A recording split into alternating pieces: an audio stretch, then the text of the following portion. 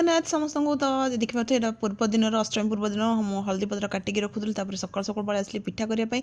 ତ ଦେଖିପାରୁଥିବେ ସକାଳୁ ସକାଳୁ ମୁଁ ହଳଦୀ ପତ୍ର ପିଠା ମୋର ଚାଲିଲାଣି, ଯେହେତୁ ପ୍ରଥମ ଅଷ୍ଟମୀ ଫାଷ୍ଟ ଆମର ହଳଦୀ ପତ୍ର ପିଠା କରିକି ତାପରେ ଛୁଆମାନଙ୍କୁ ବନ୍ଦେଇବା। ତ ସେଥିଲାଗି ଦେଖିପାରୁଥିବେ ଇଡ଼ଲି ଛାଞ୍ଚ ବସେଇ ଦେଲିଣି, ତାପରେ ହଳଦୀ ପତ୍ର ପିଠା ବସେଇ ଦେଇଛି। ତ ଏପଟେ ପିଠା ମୋର ହେଇଗଲା ପିଠା, ଆଉ ଏପଟେ କାକେରା କରିଥିଲି, ଅଟାର କାକେରା କରିଥିଲି, ଫାଷ୍ଟ ଟାଇମ୍ କରିଥିଲି, ବହୁତ ଟେଷ୍ଟି ଥିଲା। ତ ଥରେ ଟ୍ରାଏ କରିବି ଅଟାର କାକେରା, ସୁଜି ଯେମିତି କରାଯାଏ ସେମିତି ଅଟାର ଥରେ ଟ୍ରାଏ କରି, ବହୁତ ଟେଷ୍ଟି ଥିଲା, ମୋତେ ସ୍ପେଶାଲ୍ ବହୁତ ବଢ଼ିଆ ଲାଗିଲା। ତ ଏପଟେ ଛୁଆମାନେ ସବୁ ଗାଧିକି ଆସିଲେ ଭାରି।